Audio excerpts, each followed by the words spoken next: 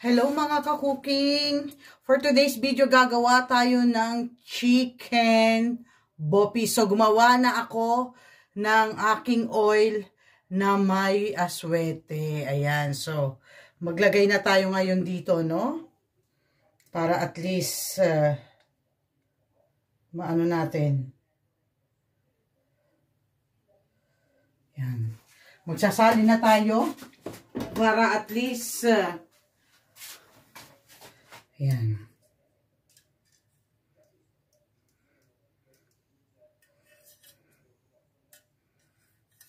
Ayan.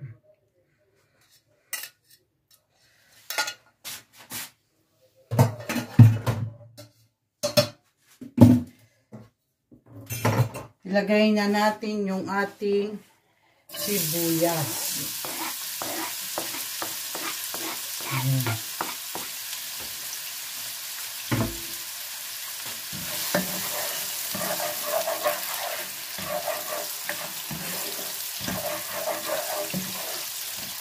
Palalambutin natin ng husto ang ating sibuyas, no? Tapos, saka natin ilalagay yung ibang ingredients. Lagay na natin ngayon yung ating bawang. Siyempre, yung ating chicken, ano? Guys, own version ko to, ha? Yan. So, sarili kong version to. So, maglagay tayo ng konting karne ng chicken, no? Kasi dapat ang gagawin ko lang is atay balon-balunan. Kaso, dahil kakain din si Jewat, gusto niya ng matikman, kaya ako naglagay ng konting manok, no? Para lang may malasahan siyang iba kasi syempre first time. So, medyo ingat-ingat din tayo, ano, ayan. So, ayan. Lagyan natin siya ng konting manok.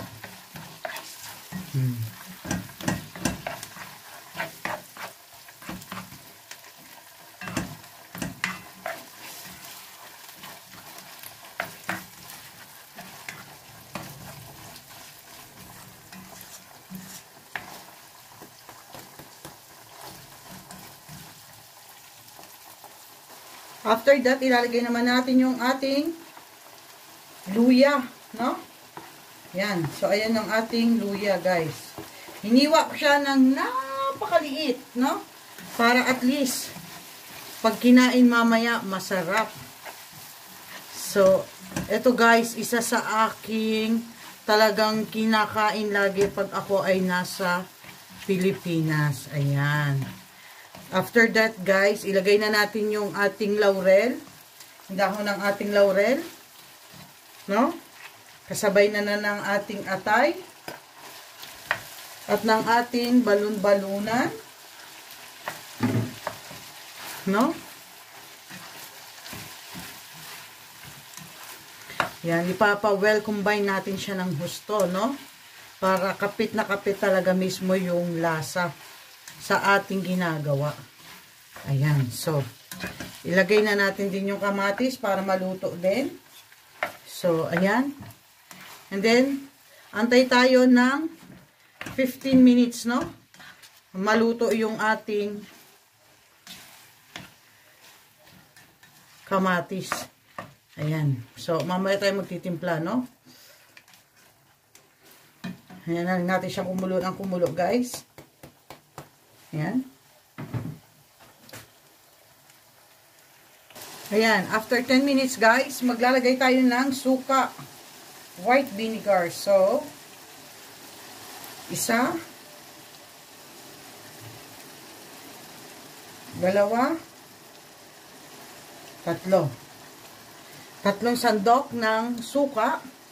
So, hayaan muna natin siya dyan. Huwag muna natin siyang haluin agad. After that, guys, maglalagay naman tayo ng soy sauce, no? So, tatlong sandok din ng soy sauce. So, ilalagay ko na siya sa aking ito.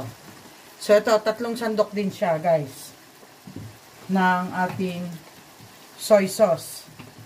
Yan. So, tinitimplahan na natin siya, no, guys?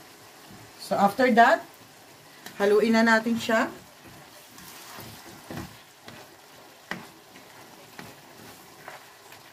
Ayan. Wow. Ang bango, guys. Ayan. So, lagay na natin yung ating toyo.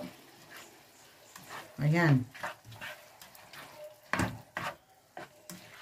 After that, pagkalagay natin ng ating toyo, ilagay na natin kagad yung ating carrots. Ayan, guys. Hiniwa ko na din siya ng maliliit. Cubes din siya, guys, no? Ayan. So, lagay ko yung ating carrots. Bango, guys. Grabe, ang sarap. Hindi pa siya luto, pero nakakapanlaway na, guys. So, ito yung aking version ng chicken bopis, guys. Ayan. After that, guys, no? Antay muna natin siya kumulo ng mga 5 minutes. And then, tsaka natin ilalagay yung ating daikon radish. No, yung ating radish, guys. Ayan ngayon, guys. Maglagay na tayo ng patis. So, depende sa inyo kung gaano kadami yung gusto nyong patis na ilagay, ha? So, sa akin, isa.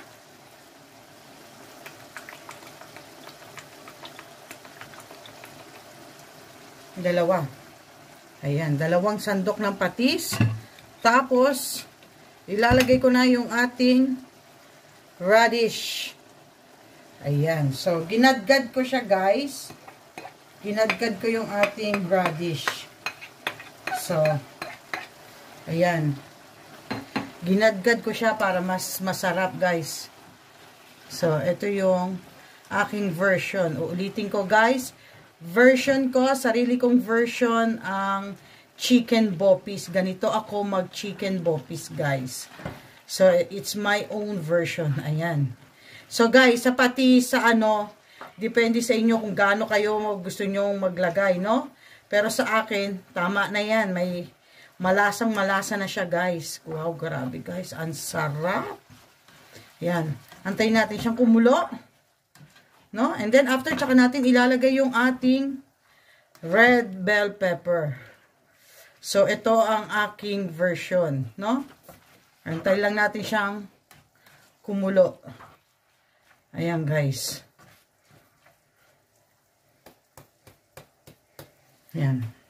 So, takpan na muna natin. Ayan. After 10 minutes. Wow! So, ilalagay na natin yung ating bell pepper. Ayan. So, ayan. So, haluin natin. Wow, guys. Ang sarap. Ayan, guys. So, antayin natin ulit siya ng 5 minutes and luto na yung ating chicken bopis. Ayan, guys. So, kita nyo naman. Grabe. Ang sarap, guys.